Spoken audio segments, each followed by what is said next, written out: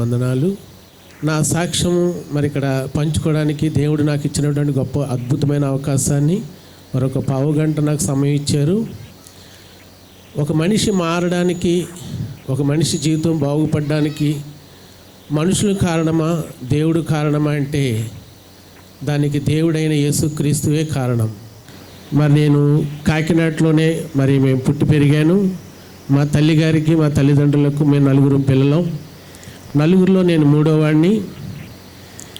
మరి కులం గురించి చెప్పుకోకూడదు, కానీ చాలామందికి కులం వల్లే యేసుప్రభు రక్షణ పోగొట్టుకుంటున్నారు. కులం కాదండి, ప్రభువే ముఖ్యం, ప్రభు రక్షణే ముఖ్యం. కాపులు కులంలో పుట్టాం కదా అని గర్వంతో యేసుప్రభు అంటే చిన్నప్పటి నుంచి నాకు పడదు. నాకు ఎక్కువ గురువులు కూడా తిరగడం, గురువుల చుట్టూ తిరగడం మహా పిచ్చి. చిన్నప్పటి నుంచి పూజల్లో వాటిలో పెరిగాను కనుక నాకు యేసుప్రభు అంటే పడేది కాదు. ఎవరో దేవుడు, ఇంగ్లీష్ దేవుడు అనే ఒక భావన కలిగి ఉండేవాడిని. అలాంటి నా జీవితంలో నాకు 21 సంవత్సరం వచ్చేసరికి నా యవ్వన ప్రాయం చాలా పాడైపోయింది. అయితే నాకు అనారోగ్యం కూడా చాలా విపరీతంగా చేసింది. నేను టైలరింగ్ చేసేవాడిని. మరి ఎక్కువ సినిమాలకై తిరగడం వల్ల నిద్ర లేక నాకు ఆల్రెడీ అప్పుడు టీబీ పేషెంట్ని అయిపోయాను. నాకు తింటే ఏది కూడా పడేది కాదు, అరిగేది కాదు, వాంతులు అయిపోతూ ఉండేవి. నా జీవితం పాడైపోతుందని మా తల్లిగారు ఏం చేశారంటే, పెళ్లి చేస్తే బాగుపడతాడని చెప్పి నాకు ఒక పెళ్లి సంబంధం అయితే చూశారు. అది కత్తిపూడి యువతల చేబ్రోలు గ్రామం. ఆ గ్రామంలో ఉన్నటువంటి యేసురత్నం అనే ఒక అమ్మాయిని నాకు చూడడం జరిగింది. మేము వెళ్ళాము సంబంధం చూసుకోవడానికి. అమ్మాయిని చూపించారు. పేరేంటని అడిగితే యేసురత్నం అన్నారు. యేసురత్నం అంటే మనకు పడదు, యేసుప్రభు అన్నా పడదు. వెంటనే సైలెన్స్గా లేచి రోడ్డు మీద వచ్చేసాను నేను. మరి వాళ్ళు అడిగారంట, అదేంటి అలా చేయకుండా బయటికి వెళ్ళిపోయాడు అబ్బాయి, పిల్ల నచ్చింది లేదు కూడా చెప్పకుండా పోతున్నాడంటే, యేసుప్రభుని నమ్ముకున్నారని మాకు తెలియక వచ్చామండి, ఏమనుకోవద్దు, అబ్బాయికి నప్పదు, యేసుప్రభు అంటే పడదంటే. మేము యేసుప్రభుని నమ్ముకోలేదండి, మేమంతా మామూలుగా దేవుళ్ళే పూజిస్తాం. కాకపోతే ఈ పిల్ల చిన్నప్పుడు నిప్పుల్లో పడిపోవడం వల్ల కాలిపోయింది, చనిపోద్ది అన్నారు డాక్టర్ గారు, బ్రతికే అవకాశం లేదన్నారు. దానివల్ల చర్చిలో పెడితే ఈ అమ్మాయిని దేవుడు స్వస్థపరిచి బ్రతికించినప్పుడు యేసురత్నం అని పేరు పెట్టుకున్నాం. పెళ్ళయిన తర్వాత మీకు నచ్చిన పేరు పెట్టుకోవచ్చు అని చెప్పారు. సరే ఇదేదో బాగానే ఉందని చెప్పేసి నా పేరు శ్రీని కనుక తన పద్మ అని పేరు పెట్టుకొని పిఠాపురం మాధవస్వామి గుడిలో వివాహం జరిగింది. మరి 1996లో నా వివాహం జరిగింది. వివాహం జరిగిన తర్వాత మేము ఏళ్లవారి వీధిలో మరి కాపురం ఉండడం జరిగింది. 4 సంవత్సరాలు అయింది, కానీ మా మధ్యలో పిల్లలు లేరు. 4 సంవత్సరాలు అయిన తర్వాత పిల్లలు ఎందుకు ఉండలేదని చెప్పేసి మా అమ్మగారు అందరూ ఒత్తిడి చేయడం వల్ల మరి మేము మందులు వాడడం జరిగింది. రకరకాల మందులన్నీ వాడడం జరగడంతో ఆ మందులన్నీ ఒక 4 సంవత్సరాలు వాడారు. ఇది ఒక 4 మందులు వాడింది, ఒక 4, 8 సంవత్సరాలు అయిపోయింది. పిల్లలు లేరు. పిల్లలు లేకపోతే మరి ఈవిడికి ఎవరు చెప్పారో తెలియదు.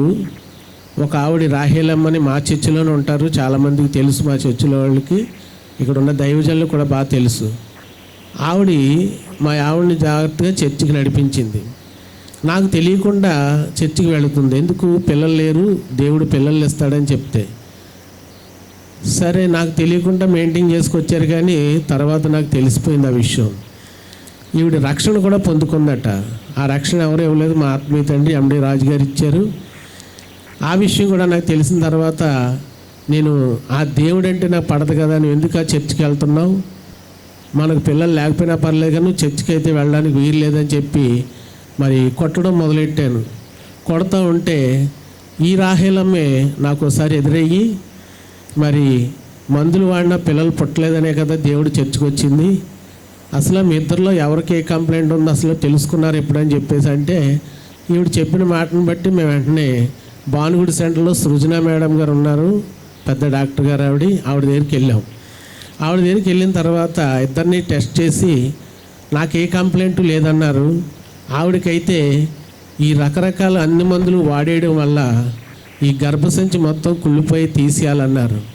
అసలు పిల్లలు పుట్టే అవకాశమే లేదు, మీరు ఎవరినైనా పిల్లలు పెంచుకోండి, ఎందుకంటే ఈ గర్భసంచి లోపల డ్యామేజ్ అయిపోయింది, ఇన్ఫెక్షన్ అయిపోయింది, అది తీసేయాలి అర్జెంటుగా ఆపరేషన్ చేసి అన్నారు.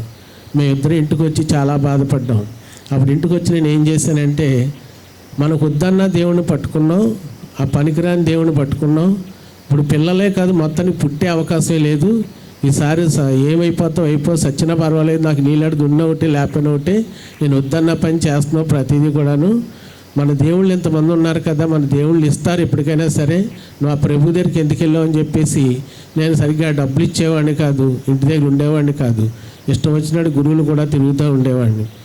అలా తిరుగుతున్న నన్ను ఈ రాహేలమ్మ మళ్ళీ నాకు ఎదురయ్యి, మరి పిల్లలు పుట్టరన్నావు కదా, నీకే చెప్పారు కదా డాక్టర్ గారు, ఆ గర్భం తీసేయాలన్నారు కదా, అదే గర్భంలో కనుక పిల్లల్ని ఇస్తే నువ్వు దేవుణ్ణి నమ్ముకుంటావు అని అడిగింది.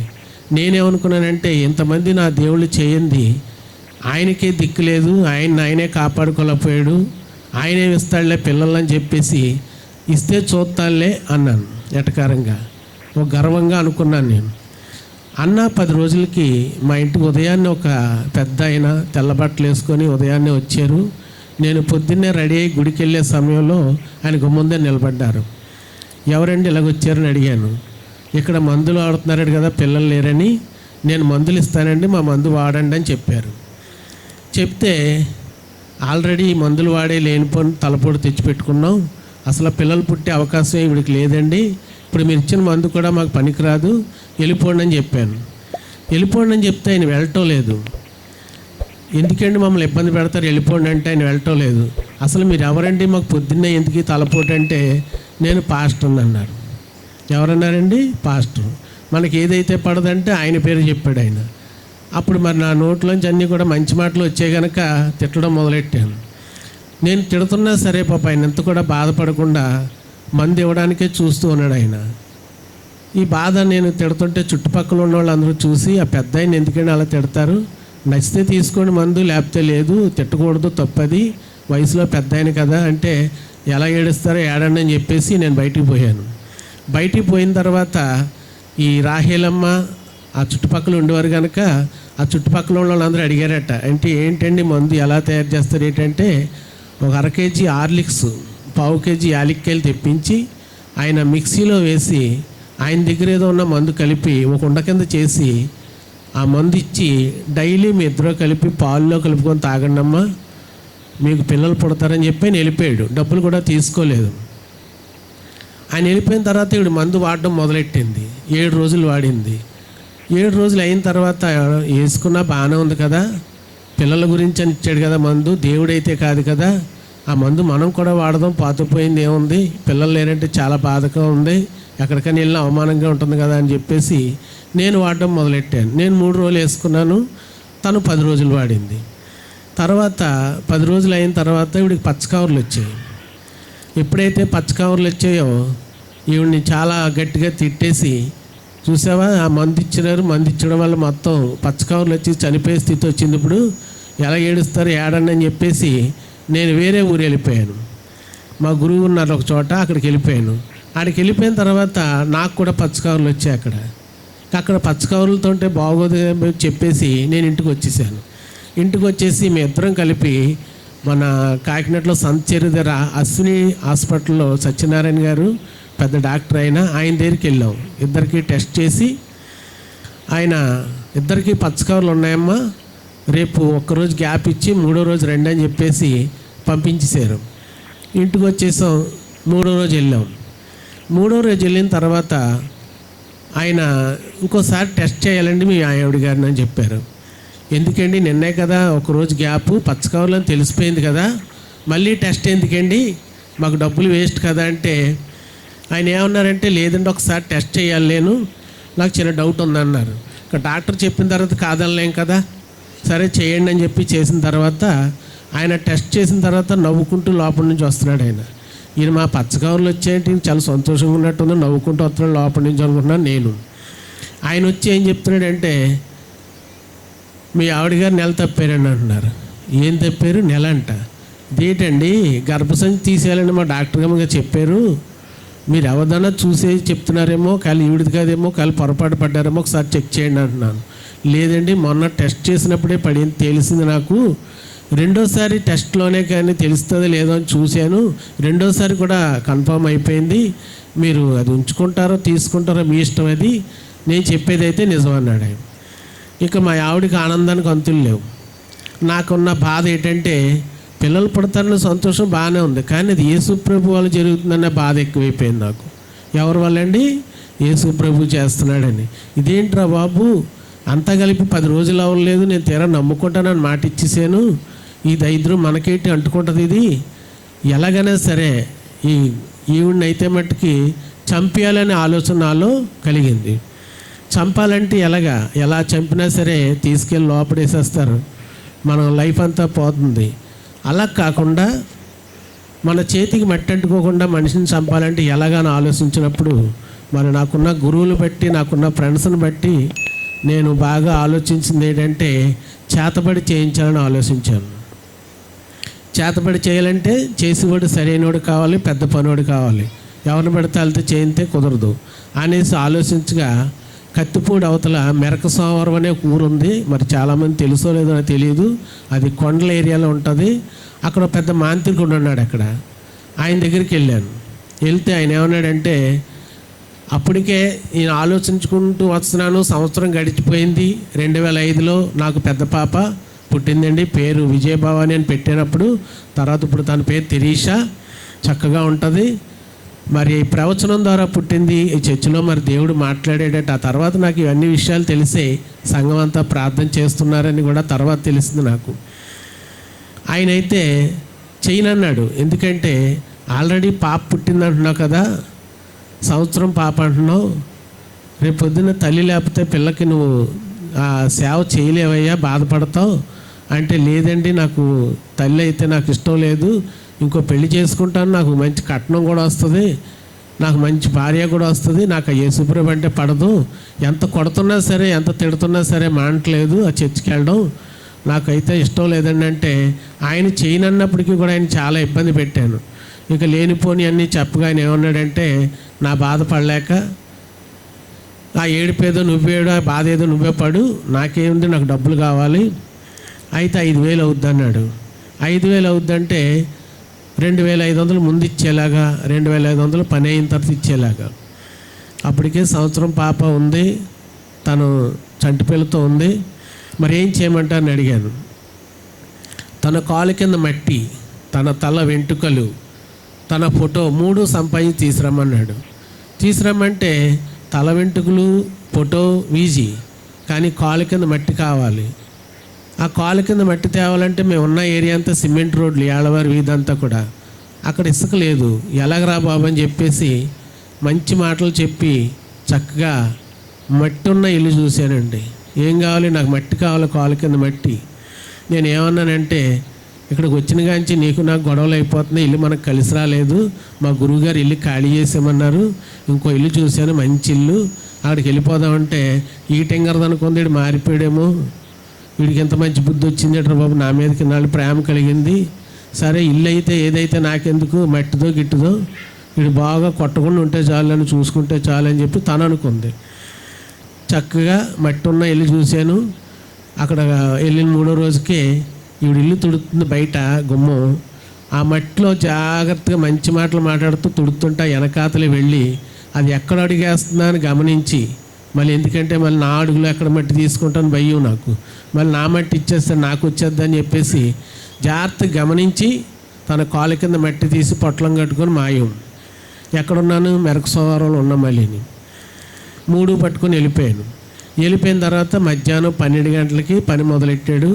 3:05కి మరి కార్యక్రమం అంతా పూర్తయిపోయింది. అది చూస్తున్నప్పుడు నాకు చాలా భయం అనిపించింది, ఎందుకంటే ఎప్పుడు చూడలేదు నేను, ఆ చేయడు ఎదురుగుంటానే చేశాడు. మరి 5 అయింది, లెగిసాడు పైకి, అబ్బాయి నా పని అయిపోయింది, సరిగ్గా రాత్రి 12 అయ్యేసరికి నీ భార్యలో ఒక మార్పు వస్తుంది, ఆ మార్పు నువ్వు గమనించుకో అన్నాడు. ఆయన ఆ మాట చెప్పిన కాంచి నా కాళ్ళు చేతులు ఆడతోలేదు, ఎక్కడ దడొచ్చేస్తుంది, ఏం జరుగుద్ది, ఎలా జరుగుద్ది, ఎలా చనిపోద్ది, ఎప్పుడు చనిపోద్ది, ఇదే టెన్షను. నా కడుపు అంతా రాయి అయిపోయిందండి, ఆకలి లేదు నాకు, కాళ్ళు చేతులు అయితే దడొచ్చేస్తున్నాయి. ఒక మనిషిని చంపడం మాటలు కాదు, కాకపోతే ఇదంతా ఎందుకు చేస్తున్నానంటే కేవలం యేసు ప్రభు మీద వ్యతిరేకం. యేసు ప్రభు అంటే పడక. నా భార్య అంటే కోపం కాదు, నా భార్య అంటే ద్వేషం కాదు. ఇదంతా కూడా చర్చిలోకి వెళ్ళి యేసు ప్రభు నమ్ముకుందని. మరి మా పాస్టర్ గారు, మా దైవజనులు ఇక్కడే ఉన్నారు, ఆయన కూడా నాకు పడేది కదా అప్పుడు, ఎందుకంటే రక్షణ ఇచ్చేసారని నాకు. తన నా భార్యకి మాత్రం మార్చేసాడు ఈయన అని ఒక రకమైన ద్వేషం ఆయన మీద అయిపోయింది. ఇంటికి వచ్చాను సరిగ్గా మధ్యాహ్నం పొద్దున్న వెళ్ళిపోయిన రాత్రికి వచ్చేసాను. ఏం జరుగుద్ది, ఎలా జరుగుద్ది, రాత్రి ఇప్పుడు 12 అవుద్దా అని టెన్షన్తో ఎదురు చూస్తూ ఉన్నాను. మరి గడియారం ఎదురుగుంటా పెట్టుకున్నాను. తను బెడ్ని వేసుకొని పడుకుంది, నేను పక్కన పడుకున్నాను. కానీ నాకు నిద్ర రావట్లేదు. ఎందుకంటే మనం ఇక్కడ ఏం చేస్తాం, మంచి పని ఏం చేయలేదు కదా, చేసింది అదో పని. రాత్రి ఎప్పుడవుద్ది, 12 ఎప్పుడవుద్ది, ఏం జరుగుద్ది, ఇదే టెన్షను. తను చక్కగా పడుకుంది. మీరు నమ్మండి నమ్మపోండి, సరిగ్గా 12 అయ్యేసరికి దేవుడి యొక్క పరిశుద్ధాత్మ తల మీదకి వచ్చి నాతో మాట్లాడుతూ ఉంది. నువ్వు ఏం చేద్దాం అనుకుంటున్నావు, నన్నేమీ చేయలేవు, నా బిడ్డను నేను కాపాడుకుంటాను, నా బిడ్డ చుట్టూ నా అగ్నికంచి ఎప్పుడూ ఉంటుంది, ఎప్పటికైనా నువ్వే నా బిడ్డ దగ్గరికి వస్తావు, నా దగ్గరికి వస్తావు, నా సాక్షిగా వాడబడతావు అంటుంటే నేనేమనుకుంటున్నానంటే ఆడి చేయనంటే బలవంతంగా చేశాను కదా, ఆడి తిరిగి నాకు చేసినట్టున్నాడు, దీని మీద వచ్చేసి నన్ను చంపేసేలా ఉంది ఇప్పుడు అనేసి నేను కంగారు పడిపోయి, మీరు చెప్తే నమ్మండి నా పంచి ఆల్రెడీ తడిసిపోయింది.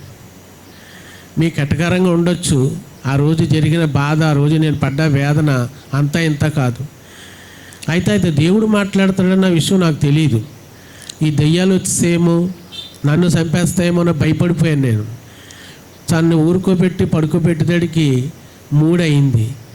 తెల్లారు 5 అయ్యేసరికి మళ్ళీ నేను ఎక్కడ ఉన్నాను, మెరక సోవర్లో ఉన్నాను. వెళ్ళి ఏం జరిగిందో తెలుసా అని అడిగాను. నాకు అంతా తెలుసు, నువ్వు వచ్చిన దాన్ని వెళ్ళిపో అన్నాడు. ఎందుకంటే ఆడికి కూడా అర్థమైపోయింది అక్కడ దేవుడు అడ్డొచ్చి కార్యక్రమాన్ని ఆఫ్ చేసాడని. దేవునికి స్తోత్రం కలుగును గాక. అయితే ఆ దెయ్యాలు వచ్చే సమయానికి ఇక్కడ ప్రభు అడ్డుపడి తన మీద నన్ను నిలబడడం వల్ల వెనక్కి వెళ్ళిపోయాయి. ఇంకేమంటాం, ఆడితో గొడవాడలేం, ఏం చేయలేం. కింద మీద మూసుకొని వచ్చేసాను వెనక్కి. డబ్బులు పోయాయి. ఎలాగా దీన్ని వదిలించాలని చెప్పేసి సంవత్సరం పిల్లందని కూడా జాలి కూడా లేకుండా డబ్బులు ఇవ్వడం మానేశాను.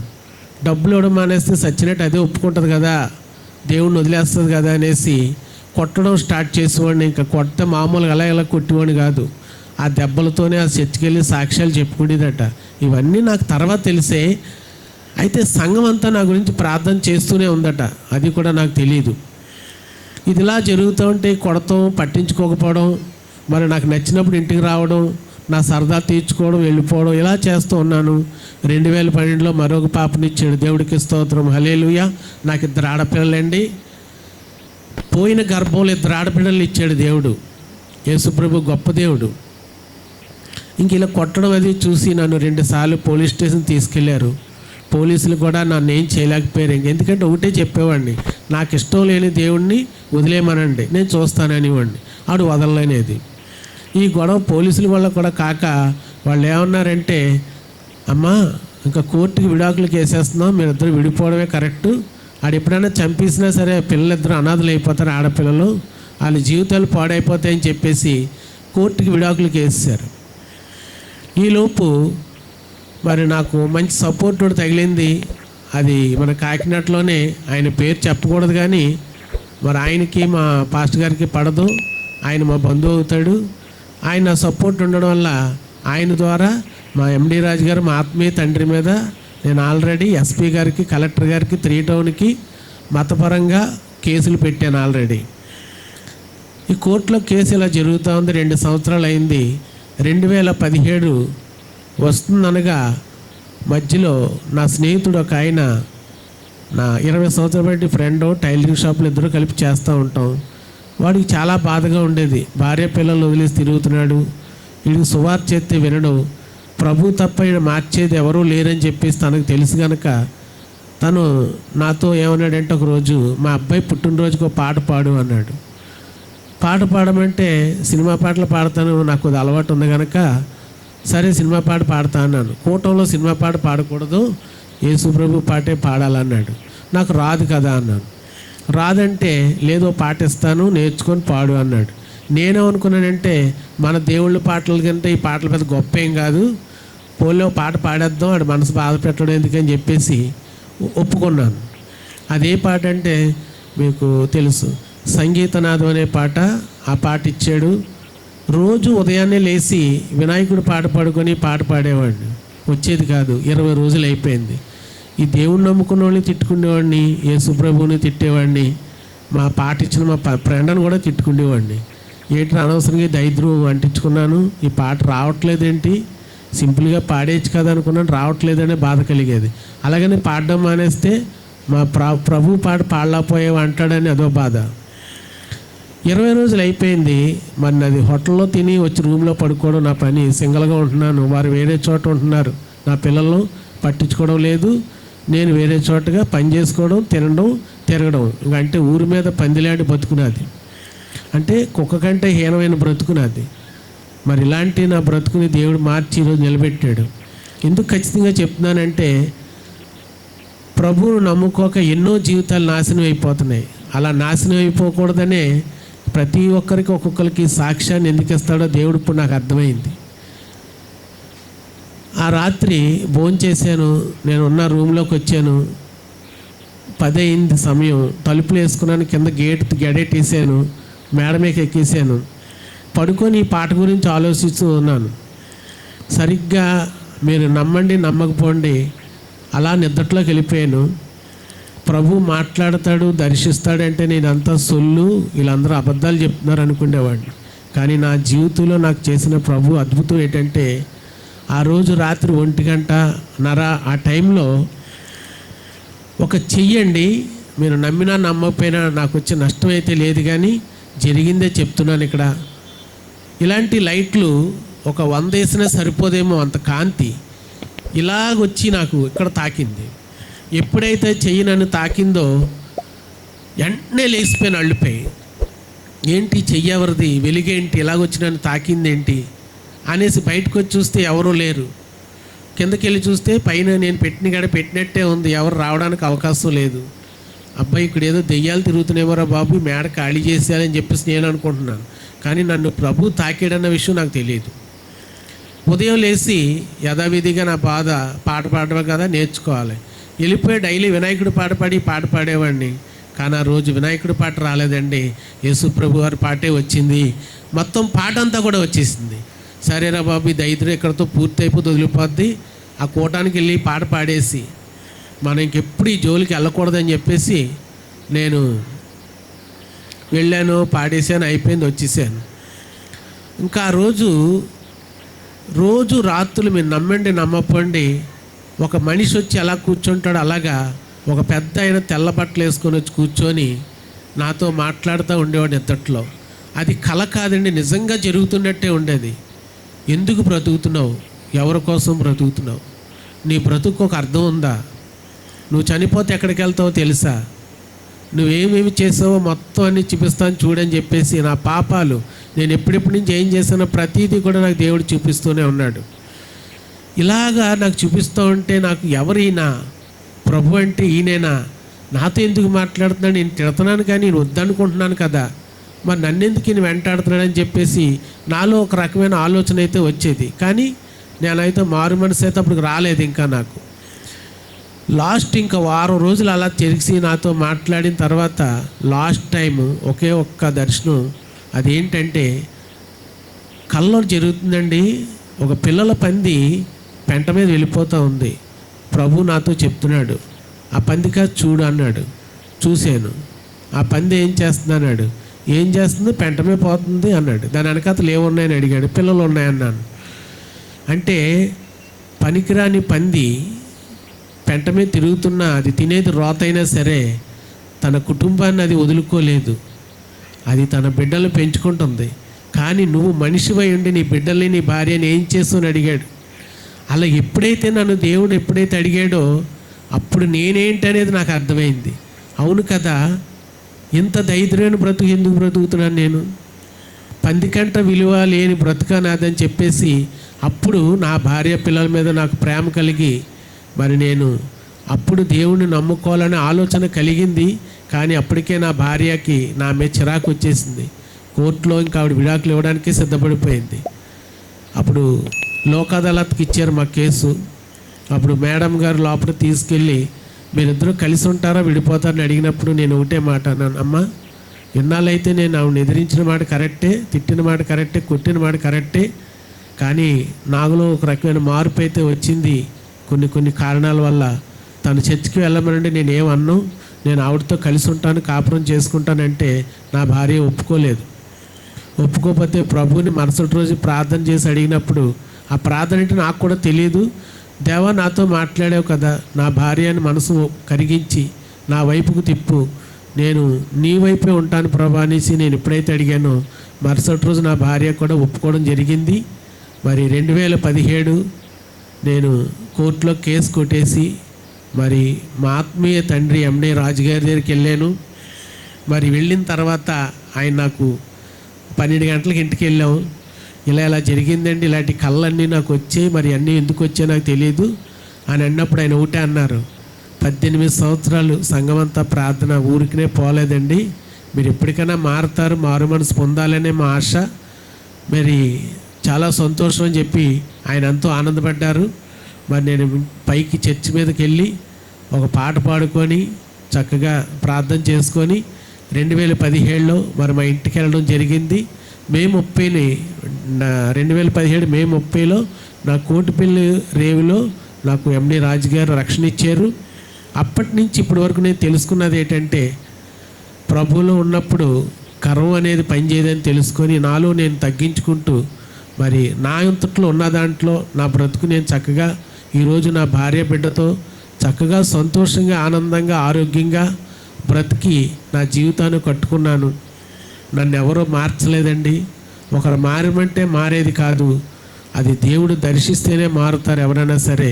మరి నాలాంటి వాళ్ళు ఎవరైనా ఉంటే ఇప్పటికైనా వారి బ్రతుకులు మార్చుకోండి, ప్రభువును నమ్ముకోండి. ఆయన రక్షణలోనే మనకు సంతోషం, ఆనందం, సమాధానం ఉంది. దానివల్ల వచ్చే ఆనందం అంతా ఇంత కాదు. ఈరోజు నేను పొందుకున్నాను. ఆరోగ్యం బాలేని నాకు ఈరోజు చక్కని ఆరోగ్యాన్ని ఇచ్చాడు, మా కుటుంబంలో సమాధానం ఇచ్చాడు, 2 బంగారులాంటి బిడ్డలు ఇచ్చాడు, ఒక షాపు ఓనర్గా, నన్ను ఒక టైలర్గా, నాకంటూ ఒక గుర్తింపుని ఇచ్చాడు. ఈరోజు ఎక్కడెక్కడో పెద్ద దైవజనులతో పరిచయాలు ఇచ్చాడు. మరి ఎక్కడెక్కడికో నన్ను సాక్ష్యానికి వాడబడేలా దేవుడు చేస్తున్నాడు. మరి నా గురించి నా కుటుంబం గురించి ప్రార్థన చేయమని ఈ చిన్న సాక్ష్యం దేవుడు దీవించును గాక. హల్లెలూయా.